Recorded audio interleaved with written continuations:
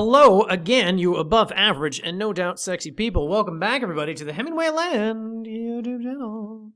So, I currently, guys, as I have mentioned in previous videos, am in the process of aggressive acquisitions, which hopefully will start to be making their appearances on the website end of May, June, something like that. Trying as hard as we can to buy as many properties, as many good properties, in the various states that we currently list property in, as well as in some new states. Look forward to that. Whatever the case, this leads me down a rabbit hole of research, which when I can find the time and the inclination to do, I actually kind of get into. So much so, a lot of times that I get distracted by things and I really end up researching more things than I should. Whatever the case, this research is meant to come to conclusions about prices. What are reasonable prices to offer in this region? We're going to sell this 5-acre lot for, $20,000. What's the most that I can afford to buy it for? Whatever. You guys get the point. Anyway, so a lot of this research is done on Land and Farm and LandWatch and Lands of America and Redfin and to some degree Zillow. But some of the research is done on the websites of people who do what we do. And this is always an amusing experience because what happens is I will stumble upon these websites and I will try in earnest to learn something, and then usually I just get annoyed by something else. Case in point, when I see people using photos from our website, photos from properties that we have listed or that we own, and they're trying to pass them off like, this is our 5-acre property in New Mexico. And it's particularly galling when they use a photo from a wholly different region of the state. Colfax County does not look like Doña Ana County. You guys get the point. Anyway, so that's always annoying. Additionally, sometimes I will stumble upon people who have copied and pasted some text from our website. And when I say some text, I mean like whole pages, like the FAQ. Of course, the FAQ is written distinctly in my own voice. And I think if you have any eye or ear for language, you can recognize pretty easily when they try to edit me, because they write in a very different manner, which is to say, not good. Anyway, blah, blah, blah. That's neither here nor there. The thing, however, that I find shocking when I stumble upon these websites are the prices that some people are asking for land that no reasonable person would ever ask for. Case in point. So recently stumbled upon a website, somebody selling land in Torrance County, more specifically, Estancia Ranchettes. Now, guys, Estancia Ranchettes, it has a value, but it is not the value that I saw on this person's website. So as an example, we sell these properties, these 1-acre lots, for $1,500. And in my experience, in my observation, most people buy those on terms. They do our $250 down, $100 a month thing. Most people do not buy them for cash. Well, anyway, came upon a website where a person had a 1-acre lot in Estancia Ranchettes listed for, I kid you not, $7,700. People, let me say that again, $7,000 with a T, $700, close to $8,000. We'll just round off and say $8,000. So they're selling a 1-acre property for $8,000. Now, realtors are classically ambitious, which is my way of saying crazy, and they will offer 1-acre lots in Estancia Ranchettes for $4,000. So if you've doubled the price of what cuckoo bonkers realtors are listing properties for in a region with barely any utilities or roads, what are you doing? What are you doing? Why would you do that? Why would you do that? And how are you selling these things is my question. Now, the answer to that question, and I'm getting to my point, is that they're selling them on terms. They're selling them on terms. They make the cash price so obscene that most people could not reasonably afford it, or people who have $8,000 free dollars to throw around are doing other things with it than buying 1-acre properties in the Estancia Ranchettes. But they make the payment plan very attractive, very alluring. And the payment plan on that property was $125 a month in perpetuity for the better part of a decade because the price is so high. Well, anyway, people, let me just give you a little word of advice here. If you ever see a payment plan like that, the price is so high because it is specifically designed to exclude anybody who could. If you can buy it for cash, they're most likely quintupling their money on the property. But if you elect to buy it on terms, I'm going to bet all the money in my pockets against all the money in your pockets, collective pockets, that that contract, that land contract, which conveniently is omitted from the website, has some onerous condition in it that once you default, which is statistically very likely, they take the property back and resell it. And my guess is the default is probably something like 10 days, if that. If you miss a payment, if you do not pay within a 10-day window, you lose the property. That's my guess. I'm fairly confident the business strategy on that property, quote unquote, is to sell it on terms designed so people default as many times as possible. And then over the course, then you continue to own the property for the next 10 years as you sell it and resell it and resell it and resell it, blah, blah, blah, or until you come upon somebody who is willing to pay an obscene amount of money for 1 acre in Estancia Ranchettes. And the other thing that gets me about this, guys, and I hope I'm not boring you with this, the other thing that gets me about this is that, on all our properties where we offer terms, we put the contract on the website.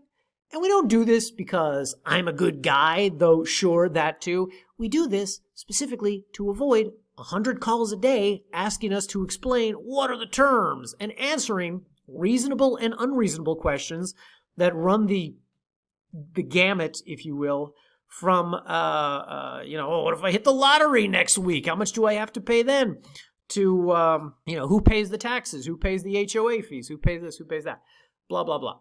When do you deed the property into my name? When can I use the property? These are answers to questions that should be displayed on the website specifically so you don't waste my time answering 100 calls a day, which people still do when we have the contract displayed on the website.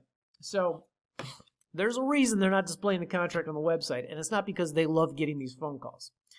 Anyway, with that out of the way, 7.5 minutes into this video, special thanks to all our valued customers.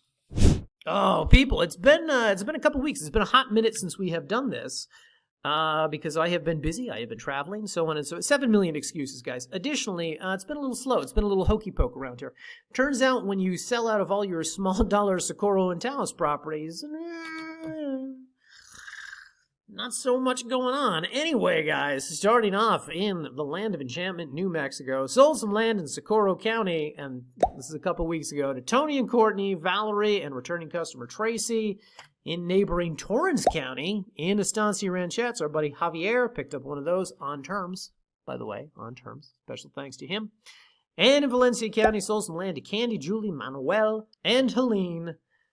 Special thanks to all those delightful people. And, by the way, guys, in Nevada, the Silver State, yes, somebody bought some land in Nevada. Don and James picked up that property we did the price reduction on in Elko County. We have pretty much reduced the prices on all the Elko County properties, guys. So they took advantage of that. Special thanks to them. Now I will put my salesman's hat on, and we will introduce the new properties debuting on the website this week. Here we go. Yes, people, we are going back to the well yet again for another bye week with more properties in everyone's favorite subdivisions in Taos County, namely Tres Piedras and Carson Estates. Of course, you guys are all hip, you're all in the know, so you know that what makes these properties so popular is that they are free of planning and indifferent to zoning, which, of course, makes them ideal to anyone looking to build an unconventional structure.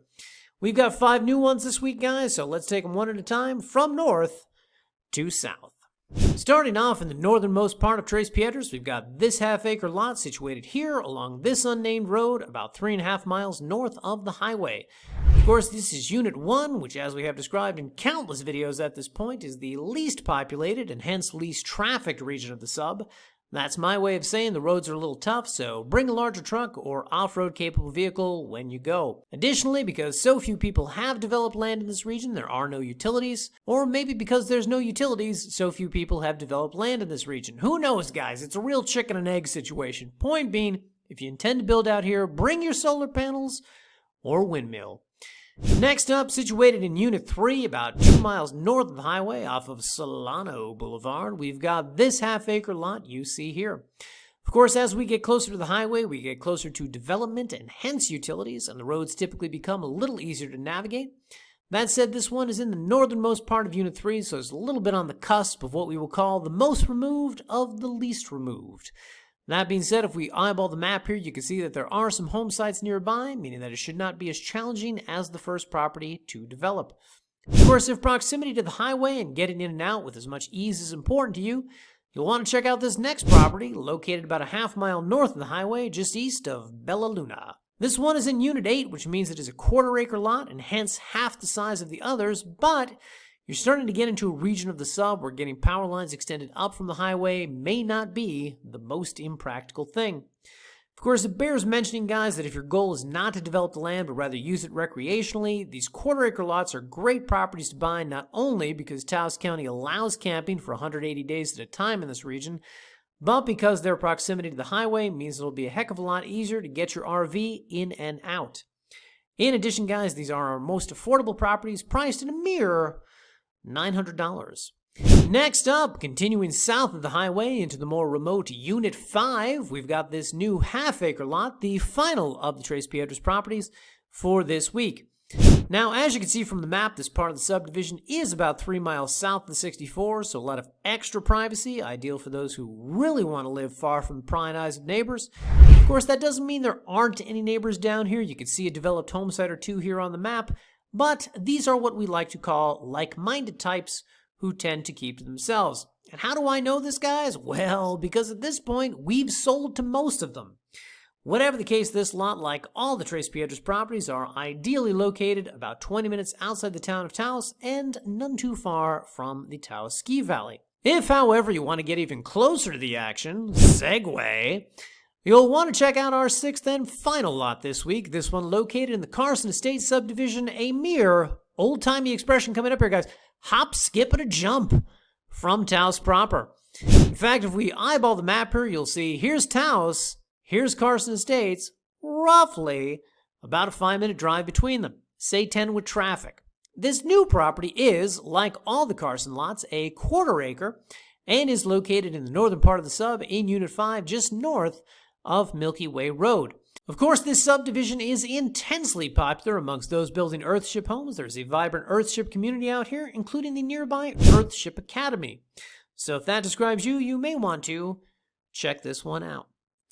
With all that said, that's all for this week, people. But coming up next week, we are back in a brand new subdivision we have never previously before bought, listed, or sold land in. And what makes these lots even more special is that we paid to have them surveyed and staked. Yes, true story, guys. Why did we do that? Well, you're going to have to tune in next week, guys, to hear that no doubt fascinating story.